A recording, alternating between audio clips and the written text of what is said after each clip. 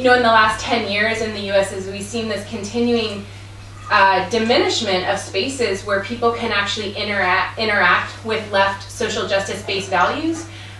You know, in the same way that you have so many young people joining the military to access college, you have large numbers of people who won't go to college, progressive social justice-based like departments and things within universities being targeted, the cost of education going up. I really felt like, okay, the places where people can interact with these ideas and have these conversations are really diminishing within the US, and the fact that over 2 million young people of my generation deployed to Iraq and Afghanistan and are being severely mistreated by the US government, and we're severely mistreated by the US military, is really an opportunity to have a discussion with people and offer a site of entry into left social justice work. And so that was, for me, a big reason why I got involved in this campaign. So, let's see. Let's go full screen. Yeah. You go to like view. And slideshow? Yeah. Okay, good. Thanks. So, the Operation Recovery campaign is based in primarily 2 sites within the U.S. Joint Base Lewis McChord is a huge Air Force and Army base in Washington State, and they opened a coffee shop called Coffee Strong that actually has a lot of local veteran leadership from folks who were stationed at Coffee Strong. It's in a sort of like hip area. It's right on the I-5 corridor between Olympia and Seattle, so it's really easy to like, you know, both have like a local base of support for the coffee shop. I shouldn't say easy. They are like, they struggle, but to have folks who really know the issues and are really intimate to what's going on at Joint Base Lewis McChord in dialogue with soldiers there and running the cafe. So it's a really amazing project, and they were really involved in breaking this sort of news and highlighting issues at Joint Base Lewis McChord, not only around the Robert Bales, the soldier who was responsible for the shootings in Afghanistan and Kandahar province a few months ago, but also in pointing out the systematic overturning of post-traumatic stress claims at the Army hospital here at Joint Base Lewis McChord. There was a huge scandal, and some doctors have been discharged, and there's now an official inquiry into this practice. And so this is the kind of stuff that having people who are really, you know the issues, know the area, and can work with soldiers there and be kind of reading the writing on the wall can do. So that's Coffee Strong. The Northwest has a really strong like coffee and espresso culture, so people definitely. You're driving along I-5 and you see a sign that's like, come in and get free coffee if you're active duty, and it's really cool. I mean, we went in there a few months ago, and it was just, at the time of day when people were leaving post and going home, and people came in and grabbed a cup of coffee in uniform and were sitting there reading the paper. So it really does function as a coffee shop.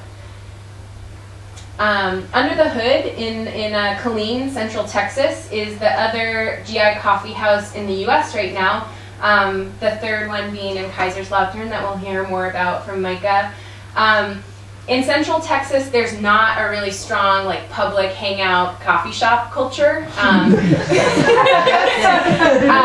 So in that way, you get a really interesting mix of people in this joint. You have like the poetry slam and the like goth teenagers, and like there's a LGBT group, lesbian, gay, bisexual, transgender group that formerly met at Starbucks, and then was some like military contractors who had been around, and then some soldiers, and actually a bunch of the soldiers became involved in Operation Recovery, and then they had a sort of political splinter, and now have been hanging out here. And so it's cool to see like who actually wants to be having a kind of public culture and life and Killeen, and those people end up being really attracted to this space.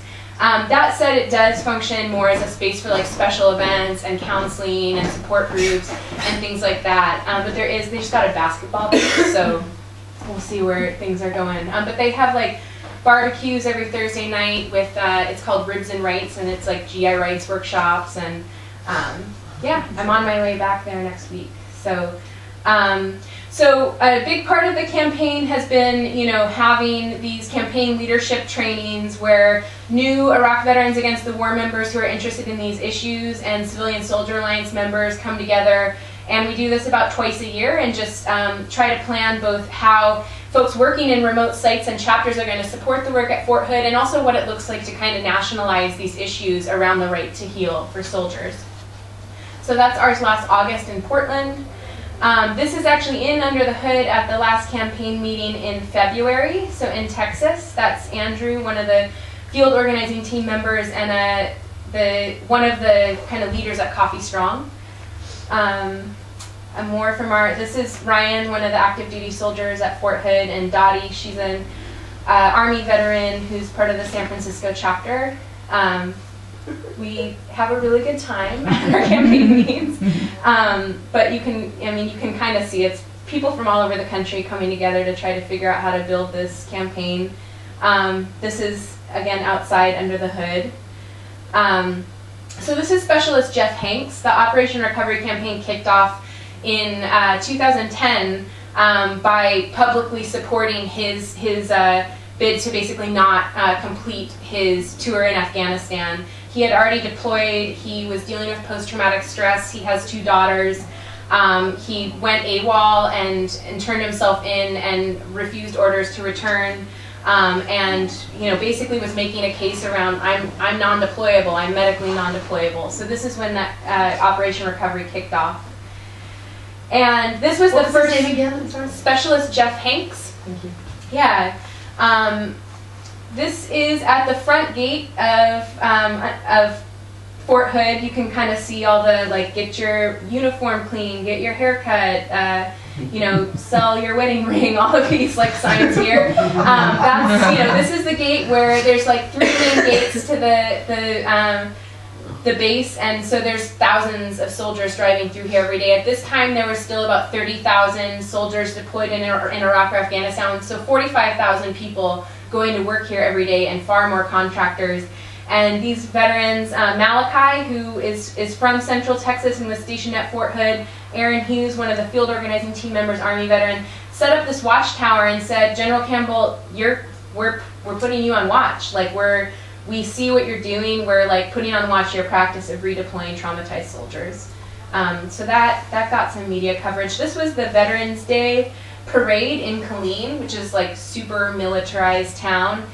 These are mostly active duty soldiers, and then second from the right here is Kyle Wesolowski. He is a conscientious objector who had been based at Fort Hood, later became the manager of Under the Hood for a time, and then also some board members of Under the Hood, a couple Army spouses, and Lori, who is the manager currently. So folks packed up these giant backpacks, and they said, you know, military sexual trauma, post-traumatic stress, and they basically marched around in this like Veterans Day parade in like the most militarized town in the US, and they got really great coverage, which if we have time later I can show you a little news clip from that.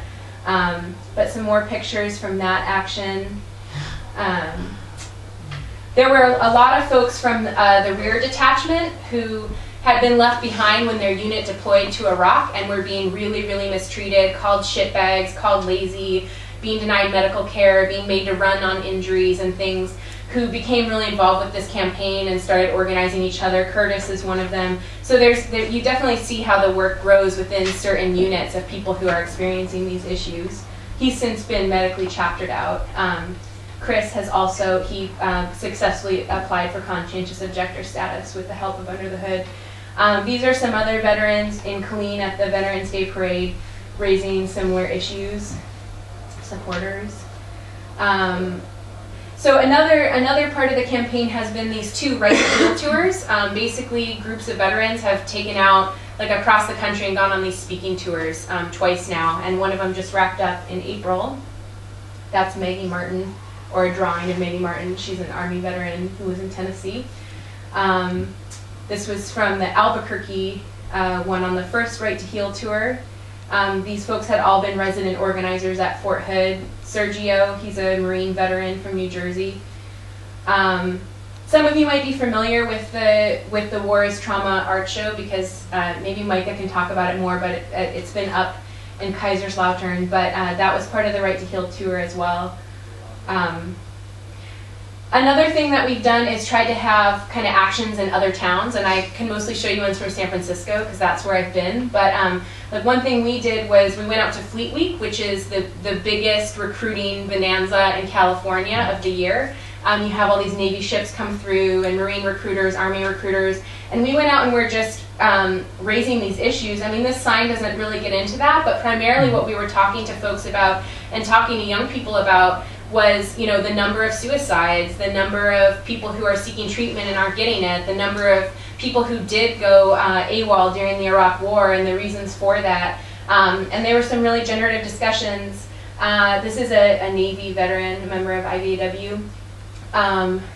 Here we are. So this was one that got a lot of attention. 32 veterans attempt suicide a day, 18 succeed. This is Scott Olson shortly before he got hurt. He's doing really well now. And Claire Bayard, a long-term ally.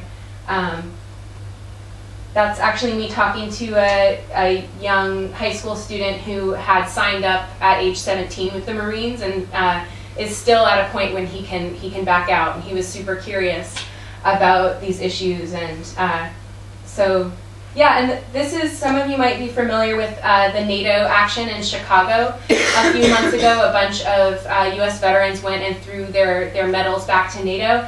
And this was another time, it wasn't an explicitly Operation Recovery based action, but a lot of folks did talk about, you know, their struggles with post-traumatic stress and getting treatment in the military. As well, for the anniversary of the Iraq War, the 10th anniversary of the Iraq War, there were a series of Operation Recovery actions focused on raising awareness about soldier suicide. And so this is Iraq Veterans Against the War in San Francisco blocking the street in front of City Hall for 1 second for every soldier suicide during the Iraq War. And they were there for, I believe, 97 minutes. So it was a really powerful action. And then this is a more recent action out at the gates of Fort Hood. Again, requesting that General Campbell, you know, put soldier care before deployment quotas. And what they were actually requesting was this thing called a safety stand down. And a safety stand down is something the Army does often, where they're like, okay, everybody get off work and come to, you know, you're all going to talk about how to not blow yourself up with fireworks on 4th of July or something like that, you know, and so so yeah, exactly. I mean, don't hit your wife, don't, these kinds of things. And so what the soldiers at Fort Hood with Operation Recovery have been demanding is, don't, you know, have a safety stand down where you inform your soldiers about these base policies around not overriding medical orders, because there is actually a base policy around that at Fort Hood. It's not followed, and it's not Department of Defense wide. But so they haven't gotten that yet. But he did reissue the policy with some stronger language. But what we're saying is this needs to be enforced. You have to inform your non-commissioned officers who are responsible for making these decisions. So again, Lori and Aaron. And they were also highlighting the number of suicides in the Army broadly, and then also at Fort Hood. This is Leslie. He's an Army family member from the area who's become involved with the campaign. I think there was one arrest at this action. Cindy, a former Army wife who used to run Under the Hood Café. So yeah, that was very recently. There's also been discussion about taking a mobile coffee cart out to the main gate every day and having these discussions, because having coffee out there has been really successful. Another place where this stuff has been moved is in the Occupy protests, and really building with veterans there, because there's a lot of veterans having a really tough time who had come out to those encampments. But that's just to give you an idea of kind of what some of the actions have been. Just to kind of segue to the work in Germany, which has a long history around supporting U.S. GI resistance. this general, who has been at Fort Hood, General Campbell, and responsible for the redeployment of these troops and for overriding medical orders, just got promoted 2.5 weeks ago and is going to be leading Army Europe and coming to Wiesbaden. I don't know the exact date on that, but it's just, you know, an example of, you know, how widespread these issues are, and why the work of the MCN here and the Coffeehouse in Kaiserslautern is really, really critical. So maybe, Micah, you can talk about that some, and if folks have questions later, we can get into them. Good? Wow, thank you. Thank you. Oui.